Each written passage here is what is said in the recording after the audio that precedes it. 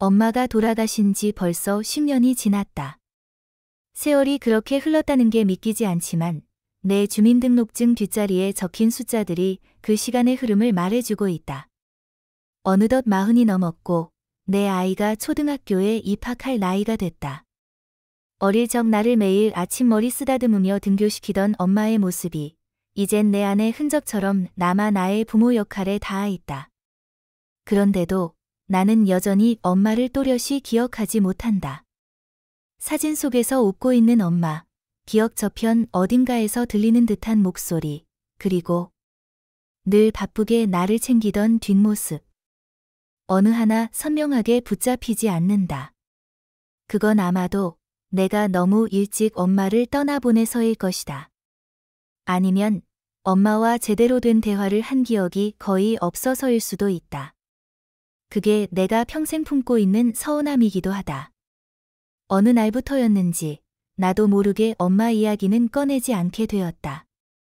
이번 추석, 큰아버지의 건강이 나빠져 고향집을 정리하게 됐다. 집안에 들어서자 먼지 냄새가 콧속을 자극했다. 손때 묻은 문손잡이와 삐걱거리는 나무마루, 벽에 걸려있던 오래된 가족 사진들.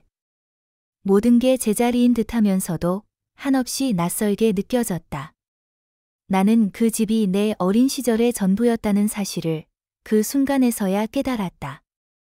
엄마와 나는 참 많이도 닮았다. 얼굴 생김새나 체형은 물론이고 사소한 습관까지도 꼭 빼닮았다.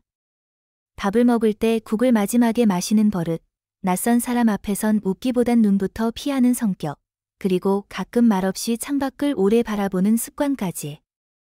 어릴 적에는 그걸 몰랐다. 그저 엄마는 내게 늘 바쁜 사람, 잔소리가 많은 사람, 그리고 집안일에 엄격한 사람이었다. 나는 5살 무렵부터 할머니가 돌봐주셨고 엄마는 늘 일을 나가 있었다. 아침 일찍 도시락을 싸고 나서 급히 출근 준비를 하던 모습이 떠오른다. 가방을 등에 메고 현관을 나서는 엄마를 나는 그저 마루 끝에서 멍하니 바라봤다. 그 눈빛이 어떤 의미였는지 엄마는 알아차렸을까?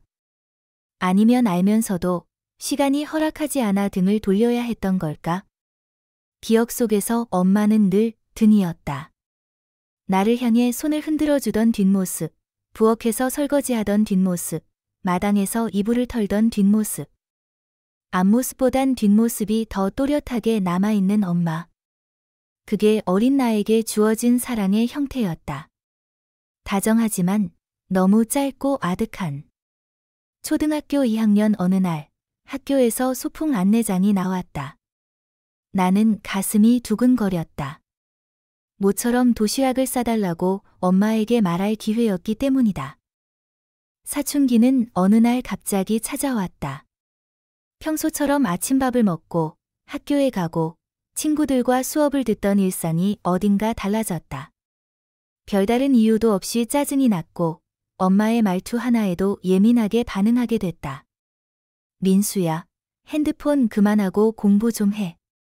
그 한마디가 그렇게 거슬릴 줄은 나 자신도 몰랐다. 엄마의 말이 귀찮고 숨이 막히고 마치 나를 통제하려는 것처럼 느껴졌다. 처음엔 말끝이 짧아졌고 나중엔 아예 말이 없어졌다. 엄마와 마주치면 한숨을 쉬고 질문에는 몰라로 대답했다. 엄마는 그런 나를 보며 안타까운 눈빛을 보냈지만 나는 그마저도 잔소리처럼 받아들였다. 엄마가 방에 들어오려 할 때마다 방문을 닫았고 식탁에서도 이어폰을 낀 채 밥을 먹었다. 엄마는 종종 요즘 너 왜 이렇게 예민해졌니? 라고 물었지만 나는 그냥 짜증만 냈다. 그건 대답이 아니라 분노였다. 중학교 2학년 무렵 성적이 조금 떨어진 적이 있었다. 엄마는 평소처럼 걱정하는 말투로 조심스럽게 말을 꺼냈다. 민수야, 뭐 힘든 일 있어? 요즘 성적이 조금. 나는 그 말을 듣자마자 폭발했다. 엄마는 맨날 공부 얘기뿐이야. 내가 뭘 느끼는지는 관심도 없잖아. 엄마는 놀란 얼굴로 날 바라봤고 나는 방으로 들어가 문을 쾅 닫았다. 엄마가 병원에 입원했다는 소식을 들은 건 어느 추운 겨울날이었다. 그날따라 유난히 하늘이 흐렸고 눈발이 간헐적으로 흩날리고 있었다. 그저 감기일 거라 생각했던 병명이 폐암 사기라는 말을 들었을 때 나는 아무 말도 할 수 없었다. 그간의 거리감, 그간의 냉정함, 모든 것이 순식간에 무너지는 소리였고 내 마음속에서 어떤 문이 덜컥 열리는 느낌이었다. 병실 문을 열었을 때 엄마는 창가 쪽 침대에 앉아 창밖을 바라보고 있었다. 조용한 미소를 짓고 있었지만 그 얼굴은 너무 작고 말라 있었다. 엄마. 그 한마디가 그렇게 어렵게 나올 줄은 몰랐다. 엄마는 천천히 고개를 돌려 날 보더니 마치 아무 일도 없다는 듯 말했다. 왔구나, 민수야. 밖은 많이 춥지? 그 말에 나는 어깨가 무너지는 듯한 느낌을 받았다. 이토록 힘든 순간에도 나를 걱정하는 엄마. 나는 그날 처음으로 엄마의 손을 제대로 잡았다. 어릴 적 내가 아프거나 올 때마다 그 손이 내 이마를 쓰다듬어 주었는데 지금은 내가 엄마의 손등을 조심스럽게 감싸쥐고 있었다. 입원 후에도 엄마는 큰 불평을 하지 않았다. 통증이 심해졌을 때도 식사를 거의 하지 못할 때도 괜찮다는 말을 입에 달고 살았다. 나는 그 말들이 점점 무의미하게 들렸다.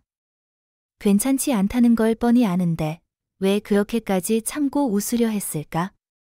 엄마는 아마도 마지막까지 내게 걱정을 끼치고 싶지 않았던 걸 거다. 병원에 다니는 날이 반복되면서 나는 조금씩 달라졌다. 그동안 하지 못했던 말들을 하기 시작했다. 엄마, 나 어릴 때 소풍 도시락 고마웠어.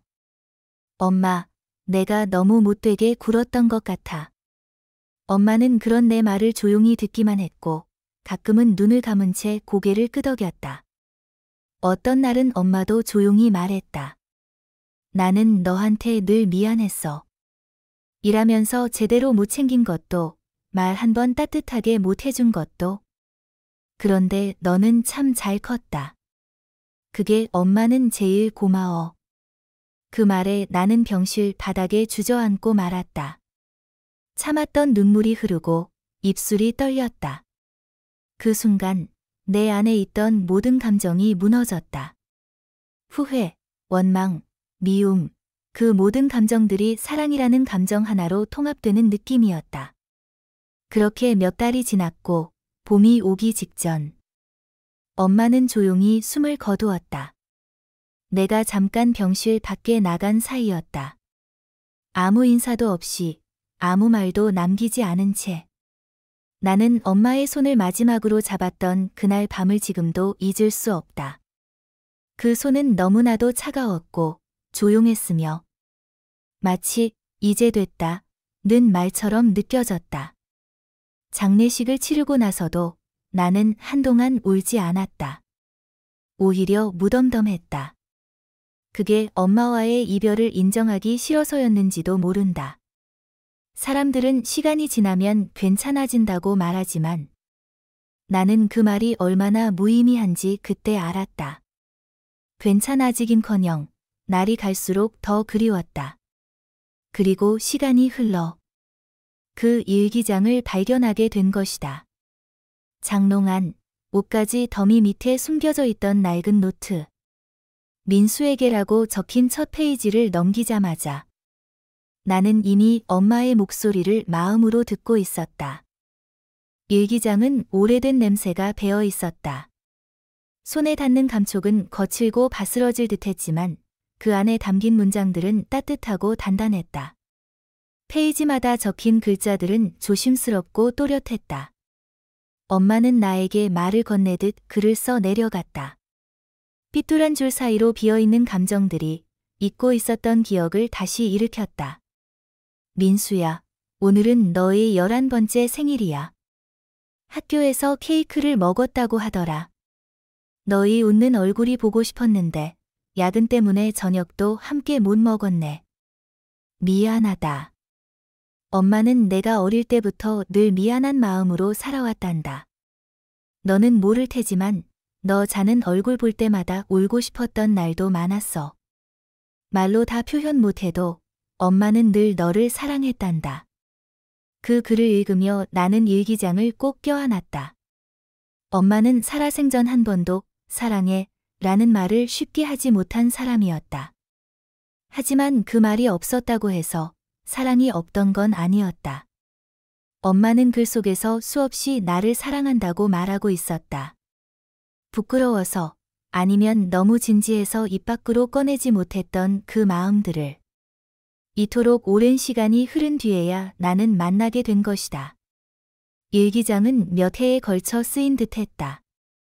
내가 중학생이 되었을 때 사춘기로 엄마를 밀어내던 그 시절의 이야기까지.